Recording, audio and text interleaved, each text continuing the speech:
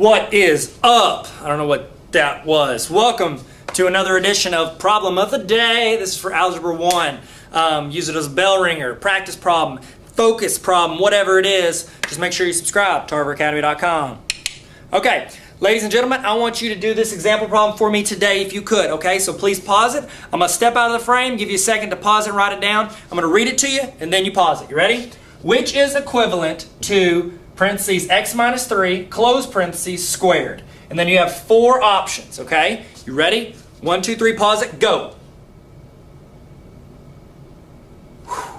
Wow, I held my breath the entire time you paused that.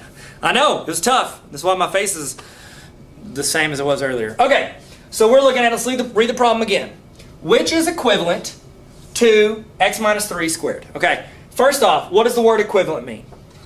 Give you a hint, it looks a lot like the first part. Equal. Which is equal, it's like a fancy math term for equal, to x minus 3 squared, okay? And then you're like, well, these don't look anything like it. I mean, I can tell if something looks the same. I mean, that's the reflection property. If it looks the same, it looks the same. It is the same, okay? Well, they've got it to where it's bundled up in a binomial and it's squared. So essentially, we're going to have to work this out. We're going to have to multiply x minus 3 times x minus 3. So we've got x minus 3 times x minus 3. Because squared means something times itself. Like you have 3 squared, it'd be 3 times 3, which would be 9. Or 10 squared, 10 times 10 is 100. Anything squared is times itself. And since this is outside the parentheses, I have to include everything inside the parentheses.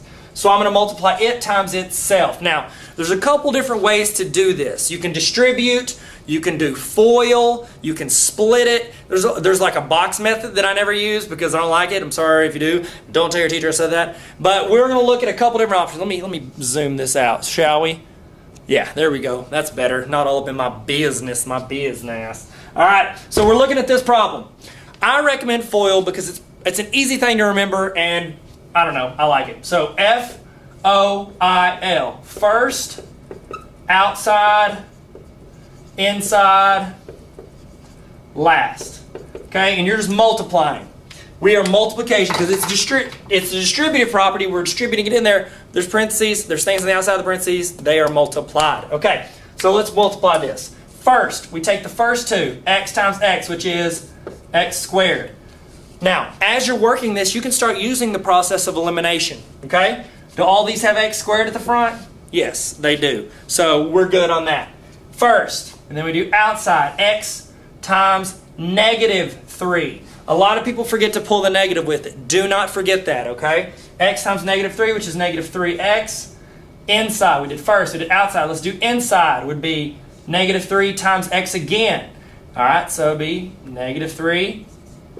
Remember, the negative goes with it. So negative 3 times x, negative 3x. And then we do last, which is the last two numbers. Negative 3 times negative 3. A negative times a negative equals a positive. Good job, everybody. Positive 9. Now, can I simplify this? Yes. Answer is yes. I can combine some like terms. What's negative 3x minus 3x? Now, where you're going to mess up, a lot of people are like, this 9x. No, it's not. Because it's negative 3x minus 3x. Since these are both a number with the same variable, it's just x. It's not x squared. It's not anything crazy. They can be combined. So what's negative 3 minus 3? Be negative 6x plus 9. Okay? That's our answer. Now we just got to see which one matches up. That's a 3. It's not correct. We're looking for that. And that's a positive 6x. It's one of these two. Is it plus 9 or minus 9? Plus 9. Everybody that got C, raise your hand. Oh! Oh! What? You got it right. Good job. All right. Thank you for tuning in. Check out tarveracademy.com. Check in tomorrow for Problem of the Day. Ooh. Magic. 1 out of 2 is not bad. It's 50. I still failed.